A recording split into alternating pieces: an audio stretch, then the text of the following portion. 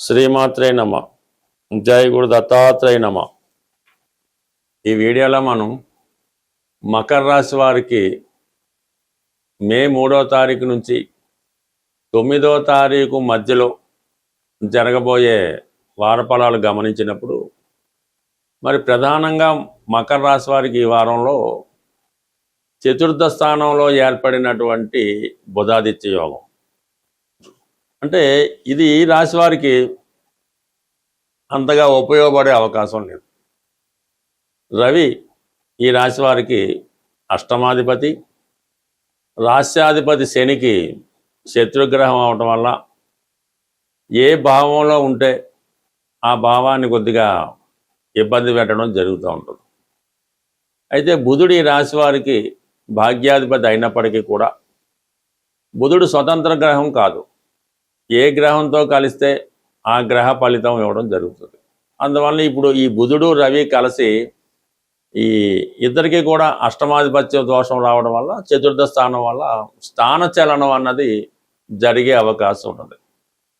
సాధారణంగా స్థానచలనం స్థిరాస్తి అమ్మడం వల్ల కానీ, ప్రస్తుత పరిస్థితిలో ఉన్న ప్రాంతంలో ఉపాధి అవకాశాలు కోల్పోవడం వల్ల వేరొక ప్రాంతానికి మైగ్రేట్ అవ్వడం కానీ జరిగే అవకాశం ఉంది. ఇది విద్యార్థులకైతే ఒక విధంగా ఏదో దూర ప్రాంతంలో సీట్ రావడం వల్ల హాస్టల్లో చదవడం కానీ, పేరెంట్స్కి దూరంగా ఉండి విద్యను అభ్యసించడం జరిగే అవకాశం ఉంది. బట్ ఏదైనా చతుర్థ స్థానం అన్నది సంతోషానికి ఆనందానికి కారణమవుతుంటుంది.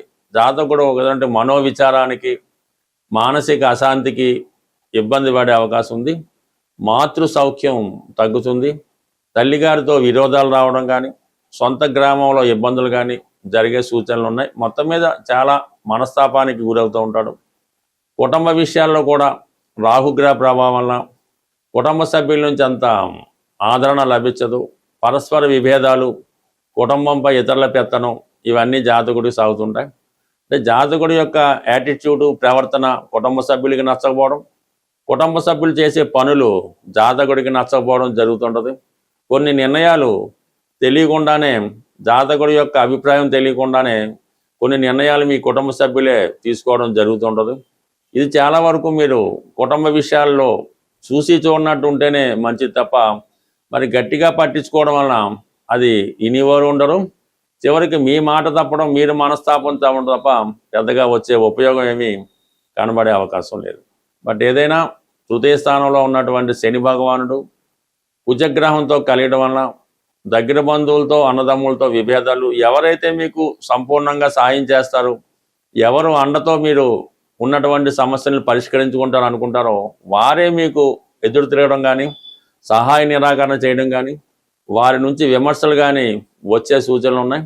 బట్ ఏదైనా ప్రయాణాలు చేస్తున్నప్పుడు కానీ, ప్రమాదకరమైన వృత్తుల్లో కానీ ఉన్నప్పుడు చాలా జాగ్రత్త వహించడం మంచిది.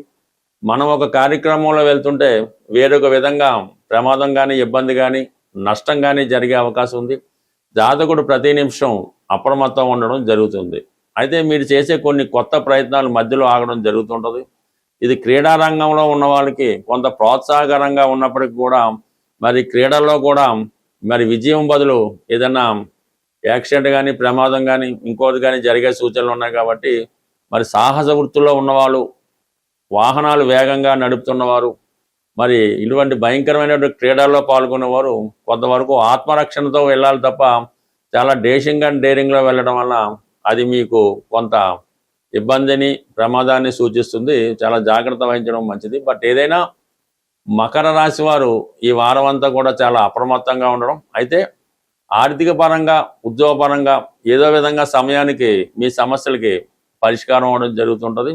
కొంతవరకు స్థిరాస్తి మీద మీరు చేసే రుణ ప్రయత్నాలు కానీ, ఆర్థిక ప్రయత్నాలు కానీ కొంతవరకు నెరవేరే అవకాశం ఉంటుంది.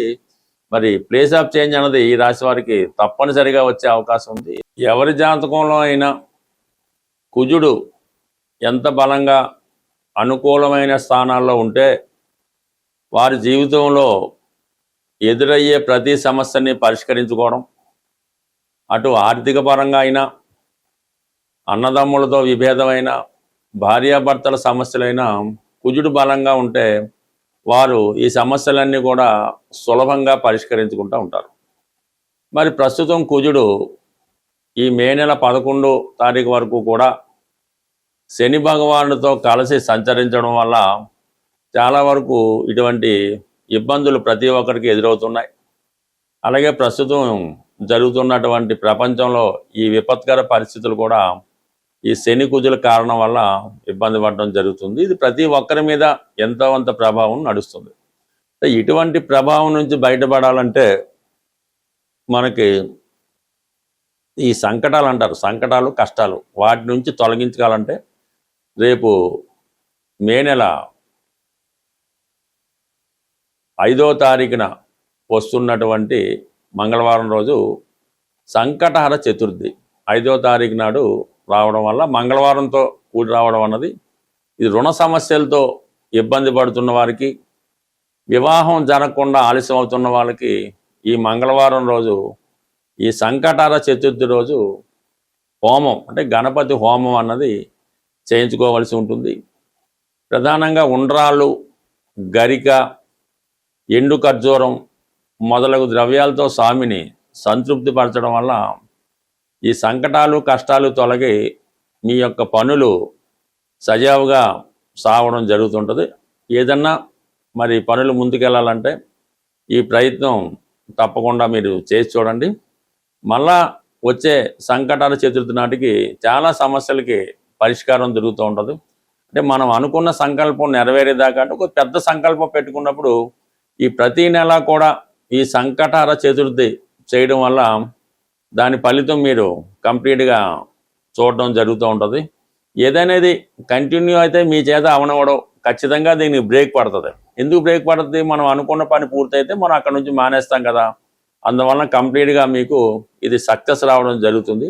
అయితే ఇందులో ఏంటంటే మేము ఆ గుళ్ళో డబ్బులు కట్టేసామండి, మా తరపున మా అమ్మగారు చేస్తారండి, దాన్ని ఇంకో వేరే వాళ్ళని పొరం, ఇవేమి జరగవు. మీరు స్వయంగా దగ్గరుండి చేసుకుంటేనే మీ ఫలితం ఈ ఫలితం రావడం జరుగుతుంది తప్ప అది ఈ విధంగా మీరు డబ్బులు కట్టేసాం వాళ్ళు చేసే మనకు కుదరదు.